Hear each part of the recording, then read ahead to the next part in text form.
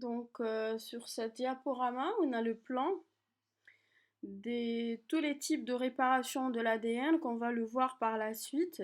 Donc, on va commencer dans un premier temps par la synthèse translésion. En deuxième temps, par la réparation directe. Et on a déjà vu en fait ces deux types avant, mais on va les revoir d'une façon plus détaillée. Ensuite, on va voir les mécanismes de réparation par excision et qui sont justement le système MR, le système BER, le deux systèmes de NER. Et après, on a la voie du mécanisme de réparation de type NHEJ et les mécanismes de recombinaison de réparation, et c'est le mécanisme HR.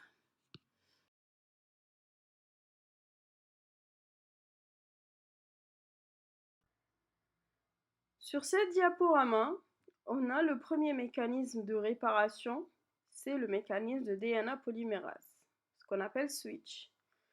Donc si on dit switch, ça veut dire qu'il y aura à un certain moment un changement d'une enzyme.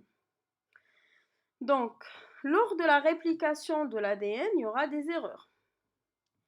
Donc, en plus de l'activité exonucléasique de la pole qu'on a vu, chez le prokaryote justement, il y a 3 enzymes polymérases. La alpha qui va initier la synthèse ou la polymérisation, la pôle θ et la pôle epsilon qui vont réaliser l'élongation ou sinon la polymérisation du brin complémentaire. Donc, si on se concentre dans le schéma qui est à notre gauche, on a la boule bleue. La boule bleue correspond justement à une enzyme DNA polymérase qui réalise l'élongation. Donc la DNA polymérase, elle va essayer de faire la polymérisation du brin complémentaire jusqu'à ce qu'elle arrive à un point X.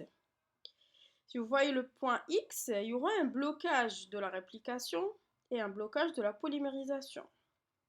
Parce qu'il y a une erreur.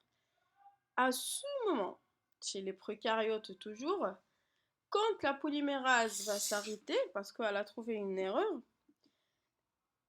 elle va faire appel à une autre DNA polymérase qu'on appelle kappa. Cette DNA polymérase, elle va venir pour remplacer justement l'ADN polymérase pôle epsilon ou éventuellement l'autre polymérase, θ. Donc, la polymérase qui réalise l'élongation, la bleue, elle va sortir de la polymérisation et elle va être remplacée par la DNA kappa. Et justement, c'est à ce moment qu'on appelle le switch. Ok? Donc l'ADN polymérase kappa, son rôle, c'est de trouver une solution pour corriger l'erreur, pour corriger le X. Comment elle le corrige? Elle va réaliser une recombinaison qui est dépendante du brin complémentaire pour corriger l'erreur. La recombinaison, c'est un échangement. Ok, on va avoir une recombinaison avec le brin complémentaire pour avoir la bonne paire de bases. Donc, du coup, suite à cette erreur lors de la réplication, la pôle kappa remplace la pôle epsilon ou θ dont leur rôle c'est l'élongation. Après le passage de l'erreur, cette pôle va revenir pour continuer son extension. Donc, si on revient un petit peu sur le schéma, après que la pôle kappa va réaliser cette recombinaison, elle va corriger l'erreur, elle va ressortir de la synthèse et elle va faire appel à la pôle θ ou epsilon pour continuer l'extension ou la polymérisation ou l'élongation du brin complémentaire. Donc, ce système de réparation d'ADN, c'est un système de réparation qui est activé pendant la réplication de l'ADN chez les prokaryotes. Pourquoi les prokaryotes? Parce qu'on se rappelle que chez les prokaryotes, on a les 3 enzymes polymérases alpha, epsilon et θ. Ok?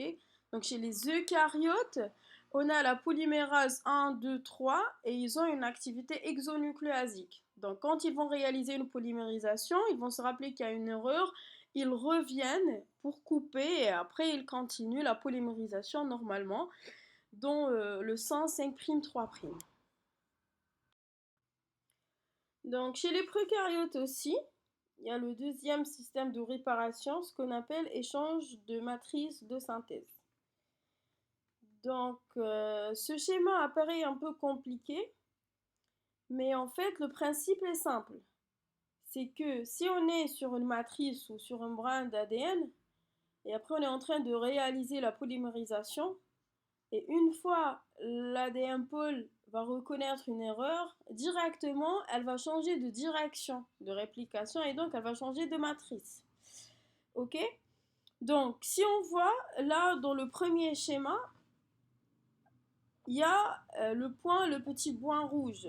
Il y a l'ADN pôle qui est en train de réaliser son extension. Et une fois justement, et le point rouge, ça veut dire qu'il y a une erreur. Donc il y a trois solutions.